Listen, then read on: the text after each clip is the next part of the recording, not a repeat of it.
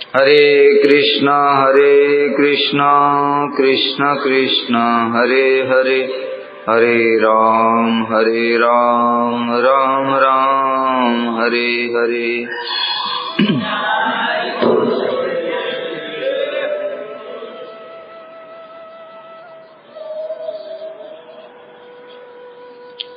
श्री बृहद भागवतामृतम हम लोग सुन रहे थे। श्री जैमिनी ऋषि श्री जन्मेजय जी को बता रहे थे उत्तरा देवी ने क्या कहा। उत्तरा देवी बता रही हैं, किस लिए बता रही हैं? क्योंकि उन्होंने भक्तों का महात्म्य श्रवण किया। भक्तों के जो स्थान होते हैं उनकी क्या महिमा है, उसके लिए उत्तरा देवी पहले बता रही हैं कि भू भुव स्वर्गलोक में क्या होता है। सकाम पुण्यकारी व्यक्ति भोग भोगने के उपरांत भारतवर्ष में ही पुनः पुनः जन्म ग्रहण करते हैं। कल ये बात हम लोगों ने सुनी थी। श्रीमद् भगवद गीता में भी ये बात बताई है। त्रैविधा माम सोमपः पूत पापः यज्ञैरिष्ट्वा स्वर्गतिम प्रार्थयन्ते ते पुण्यम आसाद्य सुरेंद्र लोकम अश्नन्ति दिव्यान दिवी देव भोगान ते तम भक्ता स्वर्गलोकम विशालम क्षीणे पुण्य मर्त्यलोकम विशन्ति एवं त्रयी धर्मम अनुप्रपन्ना गतागतम काम कामा लभन्ते। मतलब क्या हुआ? त्रिवेद उक्त सकाम कर्म परायण व्यक्ति गण यज्ञों के द्वारा मेरी पूजा कर। 3 वेदों में कर्मों की बात बताई है। ये कर्म करने से ये फल मिलेगा, इसलिए भगवान ने बताया गीता में त्रैगुण्य विषया वेदा निस्त्रैगुण्यो भवार्जुन। हे अर्जुन, वेद त्रिगुणात्मक हैं, इसलिए निर्गुण बनो। जो वेदों में चक्कर में पड़ जाता है वो भी संसार में ही फंसा रहता है। यद्यपि वेदों में सारी बातें हैं, वेदों में कर्म कांड भी है, ज्ञान कांड भी है, मतलब कर्म की बातें ज्यादा हैं, ज्ञान कांड की बातें कम हैं और भक्ति की बहुत कम है, क्योंकि भक्ति अत्यंत दुर्लभ है। तो वेद व्यास जी ने वेद लिखे तो फिर उसमें कर्म कांड की बातें क्यों ज्यादा दिया, भक्ति की बात ज्यादा देना चाहिए। भाई वेद व्यास जी क्या चाहते हैं? लोगों को संसार में फंसाना चाहते हैं क्या चाहते हैं? यहां से उद्धार करना चाहते हैं। तो उद्धार करने के लिए कर्मकांड क्यों दिया फिर? इसलिए दिया क्योंकि अधिकतर जगत में अधिकारी व्यक्ति हैं वो कर्म मार्ग के ही हैं। जीव जगत में आया किस लिए? यहां भजन करने के लिए नहीं आया था। कृष्ण बहिर्मुखैया भोग वांछा करे, भोगों की इच्छा करने के लिए आया। तो भोगों की इच्छा से इस जगत में भोग करने के लिए आया। तो जब भोग करने के लिए आया तो यहाँ पर भोग की ही बातें मिलेंगी ना। इसलिए व्यास जी ने उनको कहा कि ठीक है भाई, तुम भोग करो लेकिन नियमों का पालन करते हुए करो। इसलिए वेदों में अधिकतर कर्मकांड की बातें हैं कि ये लोग कम से कम इसी बहाने वेदों का पालन तो करेंगे। नहीं तो वेदों का भी अगर पालन नहीं करेंगे, इनको कर्म की बात बताई नहीं कि भोग की प्रवृत्ति है इनकी, तो फिर क्या करेंगे? वेदों को भी छोड़ करके मनमानी से भोग करेंगे। इससे ये और ज्यादा पतित हो जाएंगे। पहले ही पतित होकर के आए, तटस्थ स्थान से पतित हो गए, यहाँ आ गए। अगर यहां से भी पतित हो गए तो फिर कहां जाएंगे? नरक में जाएंगे, पशु बनेंगे। इसलिए वेद व्यास जी ने कृपा करके कर्म मार्ग की बातों को ज्यादा लिखा। ज्ञान कांड मतलब मुक्ति की बातों को भी लिखा वेदों में, और भक्ति की बातों को भी लिखा, लेकिन बहुत कम है, इसलिए लोग समझ ही नहीं पाते उन सब बातों को। किंतु विचार करना चाहिए, वेद लिखने के बाद, उपनिषद लिखने के बाद, पुराण लिखने के बाद, महाभारत के बाद भी वेद व्यास जी के मन को शांति नहीं मिली। ये मुख्य बात है। इसलिए भगवान जो गीता में कहते हैं उसका मतलब समझना चाहिए। त्रैगुण्य विषया वेदा, वेद व्यास जी को वेद लिखने के बाद भी शांति नहीं मिली, इसलिए उनको छोड़ो।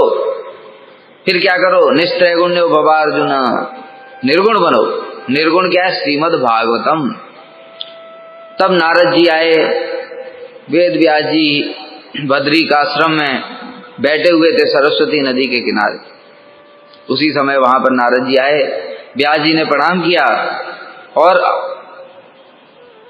अपने मन की भावना को बताया, गुरुजी मैंने जगत के कल्याण के लिए, जीवों के कल्याण के लिए इतना सब लिखा, किंतु फिर भी मन को शांति नहीं मिलती। तब नारद जी ने बताया, अरे व्यास तुमको शांति मिलेगी कैसे, तुमने क्या किया? लोके व्यवाय आमिष मध्य सेवा नित्यास्तु जंतोर नहीं तत्र चोदन। जीवों की स्वाभाविक प्रवृत्ति है भोगों में, व्यवाय विवाह इत्यादि स्त्री संग करने में, मैथुन धर्म में स्वाभाविक प्रवृत्ति है, तो सिखाना नहीं पड़ता है उसको। पशुओं को कोई ट्रेनिंग देता है क्या संतान उत्पन्न करनी कैसे? स्वाभाविक ही है। आमिष मांस खाने में, मद्य सेवा शराब इत्यादि पीने में, धूम्रपान करने में, ये जीवों को बताना नहीं पड़ता है, अपने आप ही करते हैं। तुमने और क्या कर दिया, शास्त्र में और वैसी बातें लिख दी, स्टाम्प और लग गया उनका। वो तुम्हारी बातों का आश्रय लेकर के गलत मार्ग पर जाएंगे। ठीक है, इसलिए अब तुम क्या करो, उनको वास्तविक कल्याण का मार्ग बताओ। भक्ति कृष्ण की लीलाओं का तो तुमने वर्णन ही नहीं किया। भगवान की लीलाओं का वर्णन किए बिना तो तुमको ही शांति नहीं मिल रही है, तो फिर पढ़ने वालों को शांति कैसे मिलेगी? इसलिए हे वेद व्यास, तुम्हारी प्रकृति दिव्य है, ध्यान लगाओ, समाधिस्थ होकर के उन सब लीलाओं का दर्शन करो भगवान की और उनको वर्णन करो। तब श्री वेद व्यास जी ने श्रीमद् भागवतम की रचना करी समाधिस्थ होकर के, इसलिए इसको समाधि भाषा कहा गया। तो भगवान भी यही कह रहे हैं कि वेद त्रिगुणात्मक है, इनको छोड़ो और भागवत में निर्गुण बनो, श्रीमद् भागवत को अनुशीलन करो। क्यों? क्योंकि त्रिवेद युक्त सकाम कर्म परायण व्यक्तिगण यज्ञों के द्वारा मेरी पूजा करते हैं। उनमें ये इंद्र का यज्ञ करने से ये हो जाएगा, ये करने से ये हो जाएगा, ऐसे स्वर्ग मिलेगा, ये करने से ये भोग मिलेगा, ऐसा करके। तथा यज्ञ के अवशिष्ट सोमरस का पान कर निष्पाप होकर मेरी आराधना कर स्वर्ग गमन की प्रार्थना करते हैं और भगवान से प्रार्थना करते, प्रभु आप हमको स्वर्ग प्रदान करें। भगवान के तथास्तु। फिर चेतम भक्ता स्वर्गलोकम विशालम क्षीणे पुण्य मर्तिलोकम विशंति। वे उस विशाल स्वर्गलोक के दिव्य भोगों को भोग करने के पश्चात पुण्य के क्षीण होने पर मृत्यु लोक में गिर जाते हैं। जाना कहाँ पड़ेगा फिर? आना तो इधर ही पड़ेगा। भोग तो भोग लिया किंतु फिर इधर ही आना पड़ा। तो भाई इतना मेहनत किया, मान लो किसी ने अभी यज्ञ किया, ठीक है, उसकी जिंदगी 100 साल की है, 100 साल यज्ञ किया, वर्णाश्रम धर्म का पालन करना पड़ेगा। यज्ञ करके मान लो 1000 साल तक स्वर्ग मिला, तो 1100 साल हो गए, 100 यहाँ के, उसके बाद फिर यहीं आ गए। फायदा क्या रहा? 1100 साल तो तुम्हारे बेकार ही गए, जहां से शुरू किया था वहीं पहुंच गए। जैसे आजकल लोग बिजनेस करते हैं ना, कई सारे अरबपति लोग, वो जीरो से शुरू किया था, हजारों करोड़ का एम्पायर बनाया, फिर जीरो हो गया, जहां से चले थे वहीं पहुंच गए। कुछ फायदा रहा? इसलिए इसमें कोई फायदा नहीं रहा। तो इसलिए भगवान कहते हैं कि भाई तो इसका फायदा क्या रहा, फिर मृत्यु लोक में पतित हो गए। इस प्रकार तीनों वेदों में उक्त सकाम कर्मों के अनुष्ठान करने वाले व्यक्तियों का पुनः पुनः संसार में आवागमन होता है, आते जाते हैं।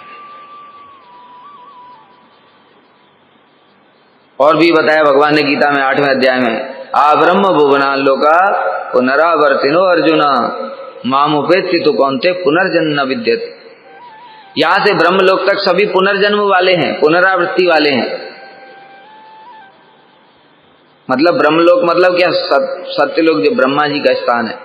ब्रह्मलोक वैसे सिद्ध लोक को कहते हैं ब्रह्मलोक, जहां पर ब्रह्म ज्योति है, ठीक है, लेकिन हम लोग कभी कभी ब्रह्मा जी के लोक को भी ब्रह्मलोक कह देते हैं। तो यहाँ पर आ ब्रह्म मतलब यहां से ब्रह्मा तक सब पुनरावृत्ति वाले हैं, इधर ही आ जाएंगे। माम उपेत्य तो कौनते, किंतु मुझको प्राप्त करके पुनर्जन्म न विद्यते, पुनर्जन्म नहीं होता है, इसलिए मेरा भजन करो। अब यहाँ पर महरलोक आदि पद में आदि शब्द के द्वारा क्या समझना पड़े? महरलोक आदि मतलब जो सकाम कर्मी नहीं है। कल बताया था दो प्रकार की कैटेगरी हो गई कर्मियों की, एक सकाम कर्म कर रहे हैं, दूसरे निष्काम कर्म कर रहे हैं। तो सकाम कर्म वाले फिर से इधर ही आ जाएंगे। और निष्काम कर्म में जो तीन कैटेगरी थी बताई, क्या? वानप्रस्थ, ब्रह्मचर्य और सन्यास। ये तीन कहाँ जाएंगे? ब्रह्मलोक आदि मतलब महर, जन, तप, सत्य, इन लोकों में जाएंगे।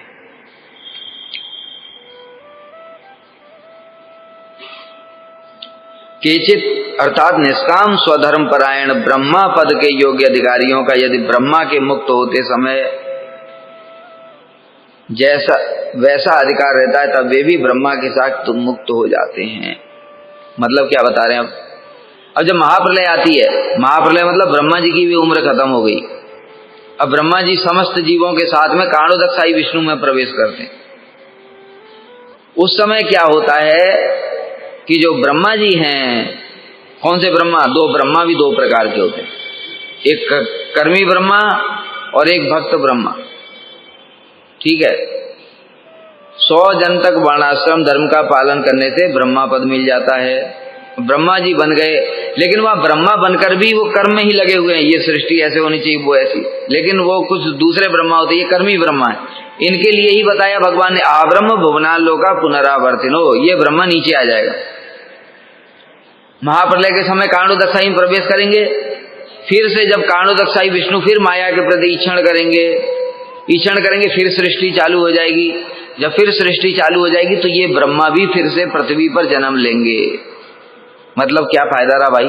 अरबों खरबों साल की तुम्हारी जिंदगी, अब फिर आकर के वही जीरो हो गए। इसलिए सब बेकार है। दूसरे ब्रह्मा होते हैं जो ब्रह्मा तो बन गए, किंतु उन्होंने समझ लिया मैं ब्रह्मा बन करके फंस गया हूं, ये ब्रह्मा पद में कोई लाभ नहीं है। ये वैष्णव लोग देखो कितने श्रेष्ठ, इसलिए वो भजन करते हैं, किंतु कार्यकाल तो पूरा करना पड़ेगा। अब भजन करते तो बीच में नहीं जा सकते छोड़ करके कार्यकाल। कि ब्रह्मा जी ने कहा प्रभु अब मेरे को समझ में आ गया है ये सब संसार माया है, इसलिए प्लीज मुझे अपने पास बुला लो। भगवान नहीं, ऐसा नहीं हो। जैसे ध्रुव महाराज को समझ में आ गया था, जैसे ही भगवान का दर्शन हुआ चित्त शुद्ध हो गया तो उनको समझ में आ गया। इसलिए क्या बोले? स्थानाभिलाषी तपसी स्थितो हम त्वाम प्राप्तवान देव मुनीन्द्र गुह्यम काचम विचिन्वन अभि दिव्य रत्नम स्वामिनः कृतार्थो अस्मि वरम न याचे। हे प्रभु, मैं राज्य की कामना से आया था, किंतु मुझे आपकी प्राप्ति हो गई। देव मुनीन्द्र गुह्यम, देवताओं और मुनियों के लिए, मुनियों नहीं मुनीन्द्र। मुनीन्द्र कौन है? मुनियों के भी इंद्र, मतलब ब्रह्मा शिव इत्यादि, उनके लिए भी आपके दर्शन दुर्लभ हैं, मुझे मिल गए, इसलिए मैं कृतार्थ हो गया प्रभु, वरम न याचे, अब मुझे वर नहीं चाहिए। इस प्रकार से ध्रुव महाराज को ज्ञान तो हुआ, किंतु भगवान ने क्या बोला? नहीं बेटा, तुम किस लिए आए थे? राज्य की कामना से आए थे, इसलिए तुमको राज्य भोगना ही पड़ेगा। इसी प्रकार से जो ब्रह्मा पद भी प्राप्त कर लेता है, उसको अगर समझ में आ भी जाए कि मेरे को भक्ति ही करनी है, भक्ति ही कर रहा है, भगवान से प्रार्थना भी करेगा, तो क्या कहेंगे भगवान? बेटा तुम ब्रह्मा बने क्यों थे? पद प्राप्त करने के लिए। अब भोगो, और भोग करके फिर मेरे धाम में बाद में आ जाना, कोई बात नहीं। जैसे ध्रुव को बोला कि तुम राज्य को भोग करो, बाद में मेरे पास आ जाओ। ऐसे ही ब्रह्मा भी क्रमशः मुक्त हो जाते हैं, जिनका चित्त शुद्ध हो जाता है, भजन करते हैं, फिर वो महाप्रलय में कारणोदकसाई में प्रवेश करते हैं, फिर वहां से मुक्त हो जाते हैं, भगवान के धाम चले जाते सीधे। उसी प्रकार से और जीव भी जो ब्रह्मा जी के साथ में हैं, जिनका चित्त शुद्ध हो चुका है, तो वो भी भक्ति कर रहे हैं, तो वो भी फिर वहां से सीधे मुक्त हो जाएंगे। फिर उनको और दोबारा जब ब्रह्मांड की सृष्टि होगी, फिर कारणोदकसाई जब करेंगे, तो फिर उनको यहाँ आना नहीं पड़ेगा, वहीं से क्रमशः मुक्ति हो जाएगी। समझ में आ रहा है? कठिन है थोड़ा। इसलिए कहा गया है, वे सब चित्त के शुद्ध होने पर महाप्रलय अर्थात द्विपरार्ध के अंत में ब्रह्मा के साथ ही परम पद को प्राप्त हो जाते हैं। वे सब कौन? जो ब्रह्मा जी के साथ सत्यलोक में रहते हैं और ब्रह्मा जी के जैसे ही हैं। मतलब ब्रह्मा जी के जैसे का मतलब क्या? भक्ति कर रहे हैं, उनका चित्त शुद्ध हो गया। इसलिए शब्द आया चित्त शुद्ध। चित्त शुद्ध नहीं होगा तब तक ये मुक्ति नहीं हो सकती। साहिज्य मुक्ति भी नहीं हो सकती बिना चित्त शुद्धि के। भगवान की मुक्ति तो छोड़ ही दो। और आगे सुनो, केचित् क्रमेण मुच्यन्ते भोगान भुक्त्वा अर्चिदादिषु लभन्ते यतयः सद्यो मुक्तिम ज्ञानपरा ही। ये अब ज्ञान परायण लोगों की बातें बता रहे। ये तो हो गए वो वाले कौन? ब्रह्मचारी, गृहस्थ, वानप्रस्थ। अब उसमें से कोई कोई वेद में उक्त क्रियाओं में अनुरक्त योगी। अब दूसरा कर्मकांड, अब ज्ञान कांड। 80,000 श्लोक वेदों में मंत्र, 80,000 मंत्र कर्मकांड के, 16,000 ज्ञान कांड के, 4,000 भक्ति के। अब दूसरे कैटेगरी की बात कर रहे हैं, जो योगी इत्यादि हैं, जो ज्ञान कांड में जाते हैं, वेद में उक्त क्रियाओं में अनुरक्त योगी। जो योगी हैं, योगी मतलब यम, नियम, आसन, प्राणायाम, प्रत्याहार, धारणा, ध्यान, समाधि। ये हमारे शरीर में 7 चक्र होते हैं। इन 7 चक्रों में ऊर्जा है, शक्ति है ब्रह्मांड की। वो शक्ति को, कुंडलिनी शक्ति को जागृत करते हैं। देखो ये बात तो ठीक ही है, शक्ति जागृत करते हैं, उनमें शक्तियां तो आ जाती हैं, इसलिए अणिमा लगिमा छूछ बन गए, बड़े हो गए, ये सब हो जाता है। किंतु आत्मा तक नहीं पहुंचेगा वो। भक्ति ही आत्मा तक पहुंचेगी। ये सूक्ष्म और स्थूल शरीर तक तो पहुंच गए, कुंडलिनी शक्ति जागृत कर लिए, लेकिन वो शक्ति किसकी? ब्रह्मांड की शक्ति है वो। ठीक है। और भक्ति के द्वारा भक्ति की शक्ति जागृत होती है, वो भगवान की शक्ति है। उसकी तुलना कैसे हो सकती किसी? भक्ति क्या है? भगवान की शक्ति। इसलिए योगी मुनि जितने भी शक्तियां दिखाते हैं, भक्त के जो शरण है ना, उनके नाखून के उसमें रहती हैं ऐसी सिद्धियां तो, लेकिन वो प्रदर्शित नहीं करते। जिसके पास भगवान की शक्ति आ गई, तुम्हारे पास ब्रह्मांड की शक्ति है, किसमें है? कितना, कौन श्रेष्ठ है? इसलिए ये जो योगी लोग होते हैं, अर्चित आदि मार्गों द्वारा पर वहां के अधिष्ठात्र देवताओं द्वारा लाए जाते हैं। ये अग्नि इत्यादि में भी यज्ञ इत्यादि करते हैं, शक्तियां जागृत करते हैं। इसलिए ये ऊपर जाते हैं, सौर मंडल, अग्नि लोक, वहां पर जो है, और चंद्र लोक, इन सब लोकों में जाते हैं। और इनकी विशेष बात होती है, आगे बताएंगे क्या विशेष बात होती है, कि ये लोग कर्मियों की भांति बद्ध नहीं होते। बद्ध मतलब सीमाबद्ध है। कर्मी लोग कहाँ जा सकते हैं? भू भुआ स्वर्ग। अभी इच्छा है भाई ऊपर थोड़ा मार लोग में देखा है, होगा? नहीं होगा, वो बद्ध वहीं तक जाते। लेकिन जो योगी लोग होते हैं, वो सूक्ष्म शरीर होता है, वो ऊपर भी जा सकते हैं, नीचे भी आ सकते हैं, किधर भी जा सकते हैं। ये उनके अंदर बड़ी वैशिष्ट्य होता है। तो वहां के समस्त भोगों को भोग करके क्रमशः मुक्त हो जाते। क्रमशः मुक्त हो जाते मतलब क्या?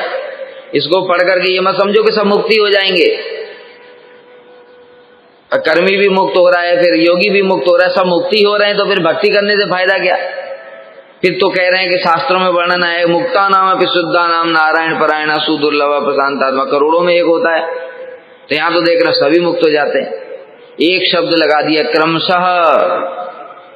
क्रमशः का मतलब है चित्त शुद्ध होगा जब, और वो चित्त शुद्ध होना कोई बच्चों का खेल नहीं है, समझ गए?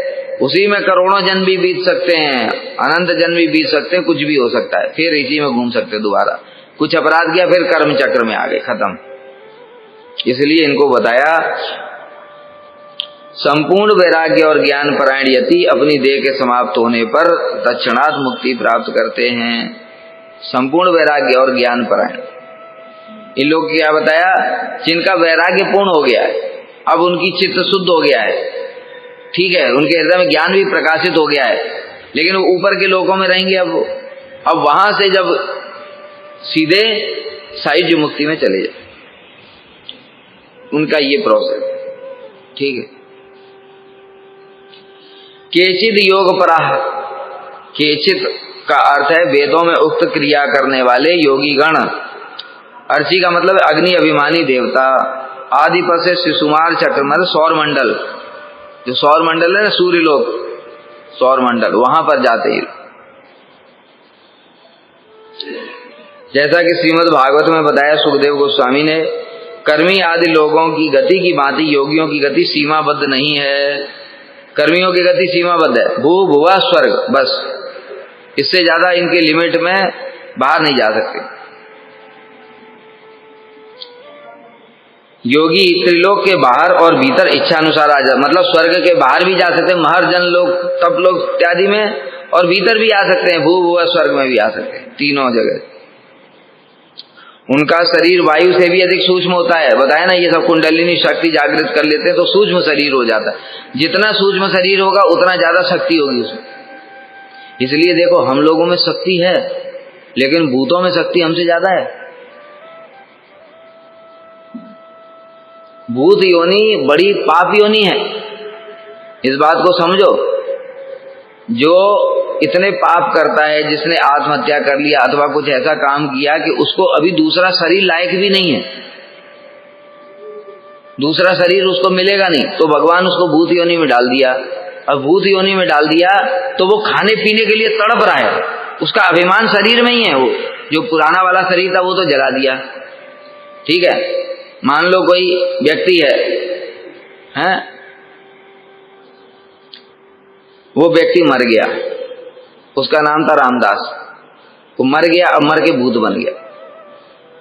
अब भूत बन गया लेकिन उसका अभिमान रामदास के शरीर में ही है, मैं ये था, मुझे इन लोगों ने ऐसे पकड़ के मारा, ये मेरा बेटा है, ये मेरी बेटी है, उसी में घूमता रहता है वो। मतलब क्या, शरीर नया मिला नहीं, अभिमान वही है, और खाने पीने के लिए शरीर नहीं है। अब बताओ कितनी बड़ी मुश्किल बात है, बेचारा क्या करेगा। तो मतलब इतनी घटिया योनि है भूत योनि, उसमें खा नहीं सकता, पी नहीं सकता है, कुछ भी कर नहीं सकता है, प्रेम भी नहीं कर सकता, मतलब अपने परिवार वालों के साथ में, और खाली तड़प रहा है उनको देख देख। लेकिन शक्ति बहुत होती, भूत में शक्ति बहुत होती। यहीं बैठे बैठे बता देगा वहां से अमेरिका में क्या हो रहा है। ये जो लोग, बहुत सारे लोग बता देते ना, बहुत सारे घरों में आते ठगने के लिए, ये क्या करते, ये भूतों को सिद्ध कर लेते, जिन्न, ठीक है। यहीं बैठे बैठे तुम उनके पास जाओगे, बता देंगे तुम्हारा नाम ये है। अरे बाबा को पता चल गया, हमने तो बताया नहीं किसी को, यहाँ नाम कैसे पता चल गया? अरे जिन्न बता रहा है उसको सब, तुम्हारे घर में ये आम का पेड़ है इस जगह कोने में इधर। बाबा तो त्रिकालदर्शी हैं, समझ गए। तुम्हारे इतने संतान हैं, एक लड़का है, 2 लड़की हैं, अरे ये भी पता है। बस पकड़ लिए चरण और बाबा ने ठग लिए। क्यों? बाबा के कोई शक्ति भक्ति नहीं है। उन्होंने क्या किया, शमशान में जाकर के जिन्न को पकड़ लाए, वो जिन्न सब बता रहा है, समझ गए। ये शक्तियां होती हैं, इसलिए इन शक्तियों के चक्कर में नहीं पड़ना चाहिए, ये सब फर्जी है। भूत को पकड़ रखा है, बताओ। जो बताओ मनुष्य योनि से भी घटिया निम्न योनि है, उसकी सहायता लेकर के ये सब बातें हो रही। तो कहने का मतलब क्या है, लेकिन वो भूत की शक्ति कितनी है, बहुत ज्यादा है। क्यों? उसका सूक्ष्म शरीर, स्थूल शरीर जैसे जैसे कम होगा शक्ति बढ़ती जाएगी, उसका सूक्ष्म शरीर होता है। स्थूल शरीर नहीं है इसलिए भोग नहीं कर सकता, भोग करने के लिए स्थूल शरीर चाहिए। हाथ चाहिए ना, खाना है तुम्हें तो खाओगे कैसे, हाथ ही नहीं है, हाथ नहीं है, मुंह भी नहीं है, जीवा नहीं है, दांत नहीं है, सूक्ष्म है, अभिमान है केवल, ये मैं हूं बस।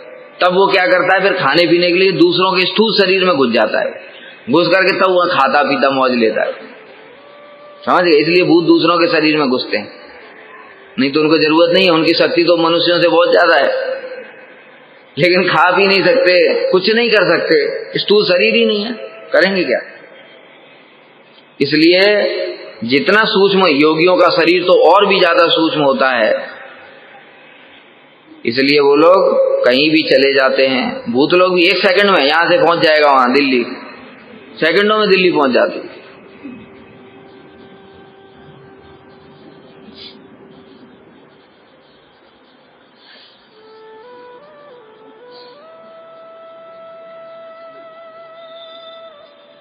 तो श्रीमद् भागवत में बताया, कर्मी आदि लोगों की गति की भांति योगियों की गति सीमाबद्ध नहीं है।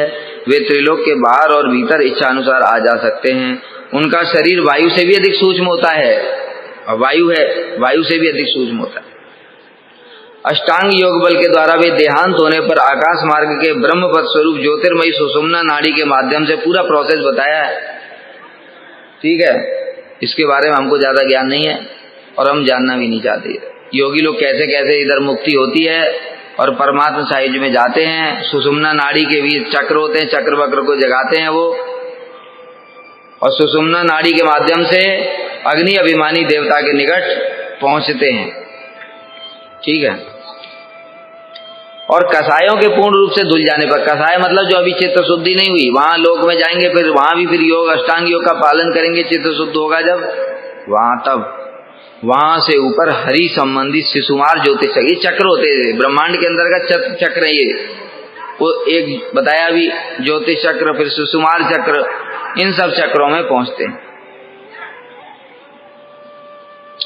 तदनंतर विश्व के नाभि स्वरूप उस विष्णु चक्र को अपने निर्मल लिंग शरीर द्वारा अतिक्रमण कर ब्रह्मविदों के भी पूजनीय स्थान महर लोक को जाते हैं। क्या बताया, अभी तो ये स्वर्ग से ऊपर जा रहे हैं, स्वर्ग से ऊपर में ये सब चक्र हैं, अग्नि चक्र और ये सब ज्योतिष चक्र, और फिर उसके बाद में महर लोक को जाते हैं। अभी चक्रों के बारे में मैं जानता नहीं हूँ, जानना भी नहीं चाहता, इनसे हमको मतलब ही क्या है। ठीक है, हमको बस एक ही चक्र से मतलब है, क्या, सुदर्शन चक्र, सुदर्शन, जो हमको कृष्ण के दर्शन कराएंगे वही सुदर्शन चक्र। ठीक है, इसलिए जगन्नाथ बलदेव सुभद्रा सुदर्शन, सुदर्शन को ये मत समझो कि कृष्ण उनको काटने के लिए साथ में रखा, अरे वो कृपा करके हमको जगन्नाथ जी के दर्शन कराएंगे। ठीक है, सुदर्शन, तो वो कृपा करेंगे तब हम लोग ऊपर जाकर के फिर गोलोक में जाएंगे, वहां पर कोई चक्र पक्र नहीं होता है, वहां कोई चक्र की जरूरत नहीं होती किसी चक्र की। ठीक है, इसलिए सब ज्यादा पढ़ने की जरूरत नहीं है, ये बताया है क्योंकि वो बता रहे हैं कि कौन से लोक में क्या क्या होता है, इसलिए हम लोग भी पढ़ रहे हैं, ज्ञान बढ़ाने के लिए नहीं पढ़ रहे हैं। उस स्थान पर कल्प तक की आयु वाले भृगु जैसे देवर्षि गण रहते हैं। अब समझे, भृगु लोग कहाँ रहते हैं, ये महर लोक में रहते हैं, महातेजस्वी ऋषि हैं ये, इसलिए इनका तेज जो इंद्र इत्यादि से भी ज्यादा होता है, आगे वर्णन आएगा। जब ये प्रजापति लोग हैं वो महर लोक में रहते हैं, वहां से जब आते हैं तो इंद्र भी प्रणाम करता है, उनका तेज इंद्र से भी ज्यादा होता है।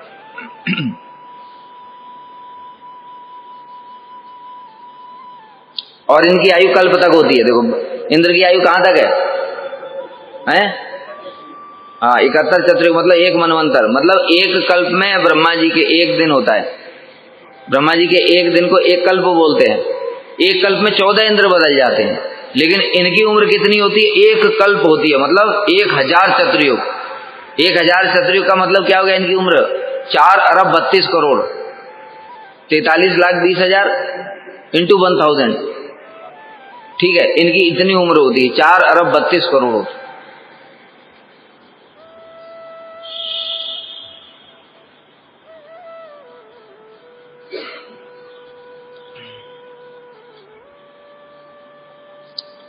कभी कभी वे कौतूहल पूर्वक कल्प के अंत तक वहीं रहने की इच्छा करते हैं।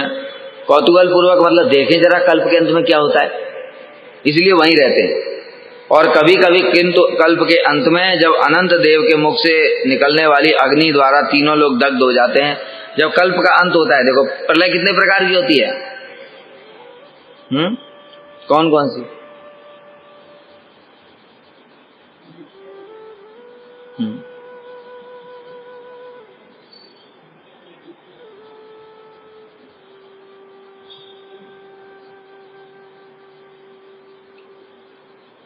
प्रलय 4 प्रकार की। पहला नित्य प्रलय। नित्य प्रलय का मतलब सेकंड, हर क्षण में प्रलय हो रही है। ब्रह्मांड कैसा है? नश्वर है, इसलिए हर क्षण में इसकी उम्र कम होती जा रही है। अभी हमने जो बोला वो खत्म हो गया, उतना टाइम कम हो गया जीवन का। सब समय प्रलय हो रही है, ये है नित्य प्रलय, सब समय होती रहती है, मतलब सब समय उम्र घटती जा रही है हमारी। हमारी नहीं है, ब्रह्मांड की भी, ब्रह्मा जी की भी, सबकी उम्र घट रही, ये नित्य प्रलय। दूसरा होता है दैनंदिन प्रलय। दैनंदिन प्रलय होता है ब्रह्मा जी के दिन के अंत में जो प्रलय होती है, ठीक है, दिन के अंत में मतलब जब कल्प समाप्त हो जाता है तब अनंत शेष के, कल्प मतलब ब्रह्मा जी का एक दिन, 1000 चतुर्युग का ब्रह्मा जी सहस्र युग पर्यंतम आहर्यत ब्रह्मणो विदु रात्रिम युग सहस्त्रांतम ते अहोरात्र विदो जना। सहस्र युग पर्यंतम, अह माने दिन, सहस्र युग पर्यंत 1000 चतुर्युग का ब्रह्मा जी का दिन होता है। रात्रिम युग सहस्रांतम, रात्रि भी ब्रह्मा जी की 1000 चतुर्युग की होती है। मतलब ब्रह्मा जी जब सोते हैं ना तो 1000 चतुर्युग तक सोते हैं, और जगते हैं तो भी 1000 चतुर्युग, एक दिन होता है उनका 12 घंटा, 12 घंटा एक 1000 चतुर्युग, फिर रात भी 12 घंटा।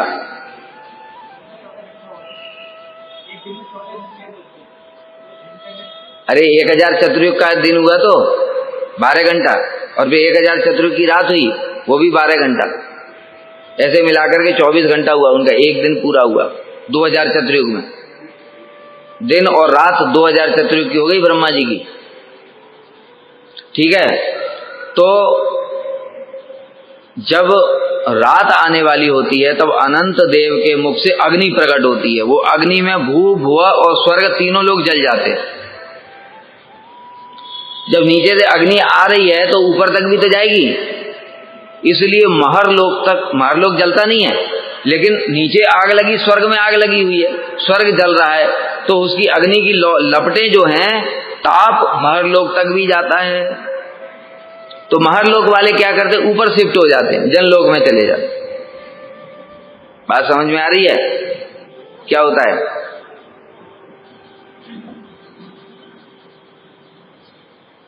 कल्प के अंत में जब अनंत देव के मुख से निकलने वाली अग्नि द्वारा तीनों लोग दग्ध हो जाते हैं, तब यह महरलोक भी तप्त हो जाता है। नीचे आग लगाई है तो आग का प्रभाव तो ऊपर तक जाएगा, तो वो महरलोक तक जाता है। महरलोक में जब जाता है उस समय वे महरलोक के ऊपर स्थित द्विपरार्ध तक स्थायी सत्यलोक में गमन करते हैं। ये सब सत्यलोक में शिफ्ट हो जाते हैं।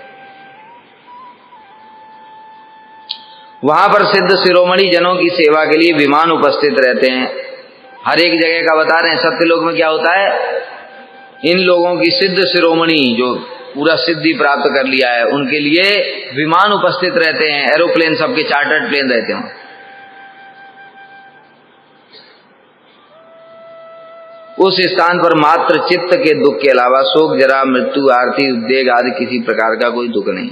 वहां पर बुढ़ापा, मृत्यु और दूसरे प्रकार का उद्वेग, ये प्रकार का कोई दुख नहीं होता है। वहां पर केवल एक ही दुख होता है, चित्त का दुख। तो चित्त का दुख क्या है वो भी सब बता रहे हैं।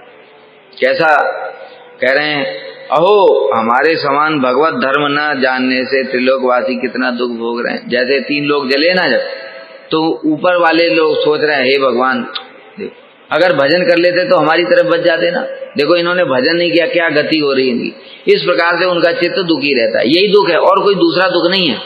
जैसे हमारा है, बैक पेन हो गया, आंखों में दर्द हो रहा है, पेट में दर्द हो रहा है, बुढ़ापा आ गया, फिर कुछ खा ही नहीं पा रहे हैं, दांत भी नहीं है, पेट में जाता है तो कोई डाइजेस्ट ही नहीं होता है, अनेक प्रकार के दुख, ये सब नहीं है वहां। अथवा इंद्र वाला भी, अभी मनवंतर कंप्लीट होने वाला है, इंद्र की भी मृत्यु होगी, बेचारा क्या करेगा, ये सब दुख नहीं है वहां। और बुढ़ापा भी नहीं आता है। अब देखो यहाँ लिखा है जब बुढ़ापा नहीं आता तो ब्रह्मा जी फिर बूढ़े कैसे हो जाएंगे। ब्रह्मा जी के फोटो बना दे एकदम बुढ़ा। अरे सोचने वाली बात है, जब इंद्र के यहाँ भी बुढ़ापा नहीं आ रहा है तो ब्रह्मा जी के यहाँ बुढ़ापा कैसे आएगा? हैं? इंद्र बुढ़ापा आता है कभी? इंद्र सब समय जवान रहता है। और ब्रह्मा जी ने बनाया इंद्र को, दूसरे को बनाया जवान, खुद बने रहे बूढ़े। ऐसा होता है कभी? वो और भी जवान रहेंगे उससे। जितना शक्ति इंद्र के पास है उससे बहुत ज्यादा। पता है एक दिन में उनके 14 इंद्र बदल जाते हैं, तो उनकी कितनी शक्ति है। ऐसे शक्तिशाली ब्रह्मा जी। इसलिए वहां पर शोक, जरा, व्याधि, बुढ़ापा, मृत्यु ये सब कुछ नहीं होता। केवल क्या होता है, दुख, दूसरों के दुख को देख करके दुखी रहते हैं। क्या परेशान है। जैसे इंद्र जब जाता है दुखी होकर के ब्रह्मा जी के पास, ब्रह्मा जी वो हिरण्यकश्यपु ने हमको मार के भगा दिया है, तो ब्रह्मा जी भी दुखी हो जाते, क्या करें, ये असुर कहाँ से चले आते हैं, बेचारा इंद्र क्या करेगा।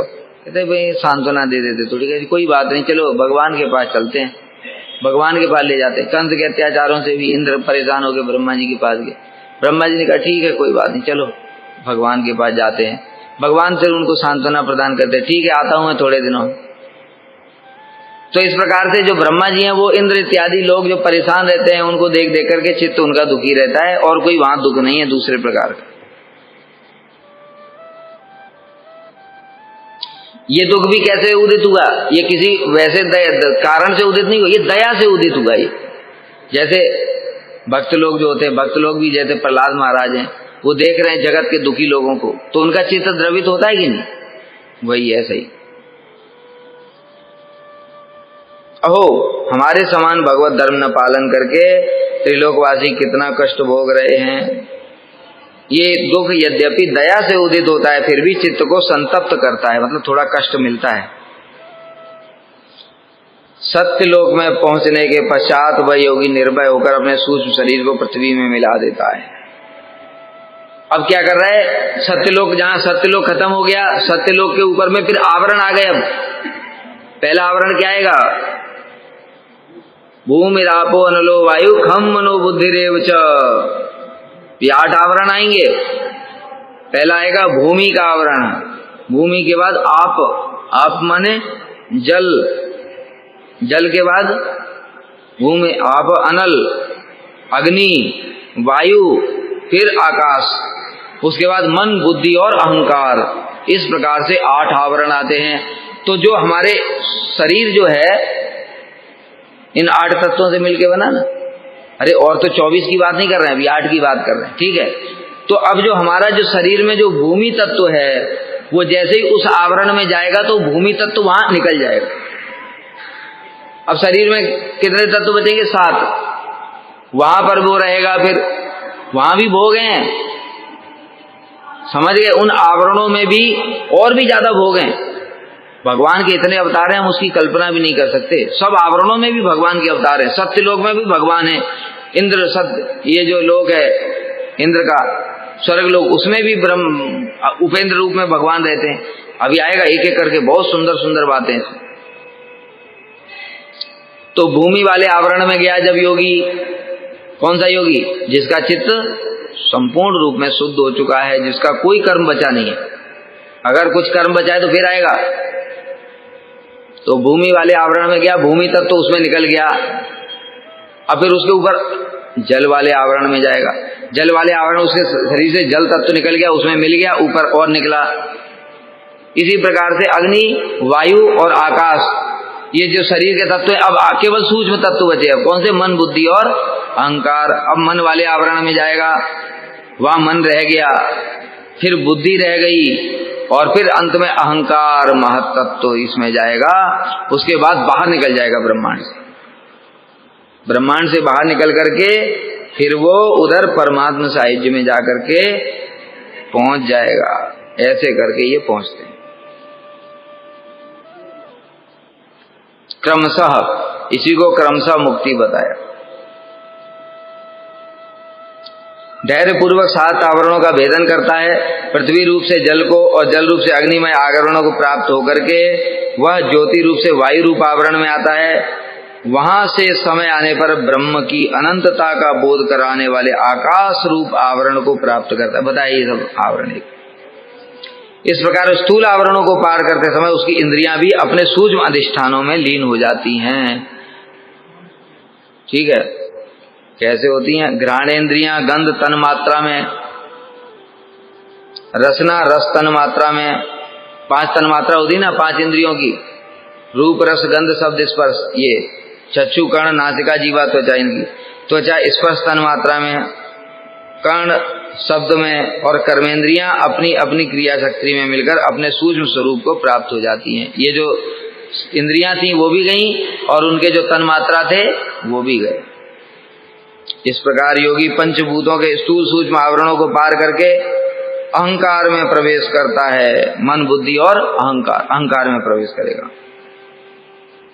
कि जब अहंकार में प्रवेश करता है तो अब देखो सृष्टि कैसे हुई थी, जैसे सृष्टि हुई थी वैसे ही ये सब तत्व मिलेंगे। सृष्टि कैसे होती है, सबसे पहले जैसे ही माया के प्रति इच्छण होता है, प्रकृति के गुणों में विक्षोभ उत्पन्न होता है, विक्षोभ उत्पन्न होने से उसमें से पहला तत्व निकलता है महत तत्व। महत तत्व से फिर अहंकार प्रकट होता है। अहंकार से 3 भाग होते हैं, सात्विक अहंकार, राजसिक अहंकार, तामसिक अहंकार। सात्विक अहंकार से मन और इंद्रियों के देवता प्रकट होते हैं। तो अब ये जब अहंकार में जाएगा, अहंकार में जाकर के जो मन और इंद्रियां हैं उनके जो देवता हैं वो उसमें लीन हो जाएंगे सात्विक अहंकार। राजसिक अहंकार से 5 ज्ञानेंद्रियां और 5 कर्मेंद्रियां प्रकट होते हैं, फिर वो वहां पर लीन हो जाएंगे। और तामसिक अहंकार से 5 महाभूत और 5 तन्मात्रा प्रकट होते हैं, वो वहां पर लीन हो जाएंगे। जो जैसे प्रकट हुआ था वो उसी प्रकार से शरीर में से धीरे धीरे धीरे लीन होता चला जाएगा। इसलिए सूक्ष्म भूतों को तामस अहंकार में, इंद्रियों को राजस अहंकार में और मन और इंद्रियों के अधिष्ठात्र देवताओं को सात्विक अहंकार में लीन कर देता है। ऐसे लीन होता है। इसके बाद अहंकार के साथ लय रूप गति के द्वारा महत तत्व में प्रवेश करके अंत में समस्त गुणों के लय स्थान प्रकृति रूप आवरण में जा प्रकृति रूप आवरण, जहां पर प्रकृति रहती है, माया। हे परीक्षित, महाप्रलय के समय प्रकृति रूप आवरण के भी लय हो जाने पर, जब महाप्रलय आती है तो प्रकृति भी खत्म हो जाती है, साम्य अवस्था को प्राप्त हो जाती है, निष्क्रिय हो जाती है। तब ये योगी वहां से निकल करके ऊपर चला जाता है, स्वयं आनंद स्वरूप होकर उस निरावरण रूप से आनंद स्वरूप शांत परमात्मा को प्राप्त हो। परमात्मा साहित्य अब प्राप्त होगी उसकी, जब प्रकृति जब रहेगी। ऐसे कर जिसे ऐसी भगवती गति प्राप्त हो जाती है उसे फिर संसार में आना नहीं पड़ता। अब ये कर्म चक्र, संसार में आना नहीं पड़ता, इसका मतलब क्या है? कर्म चक्र से बाहर हुआ है केवल, लेकिन संसार में फिर भी आना पड़ेगा इसको, किसी समय आना पड़ेगा। कब आना पड़ेगा पता नहीं, ठीक है। ज्ञानी और योगियों को भी संसार में लौट के आना पड़ेगा, कर्म के कारण नहीं। क्यों? क्योंकि वो स्थान तो टेम्परेरी है। जीवात्मा का जो स्थान है वो है चित जगत। जीव कृष्ण का दास है, ब्रह्म और परमात्मा का दास नहीं है। इसलिए भगवान के धाम को जाना पड़ेगा। तो भगवान के धाम को जाने के लिए फिर आना पड़ेगा, यहाँ भजन करेगा तब जाएगा वापस।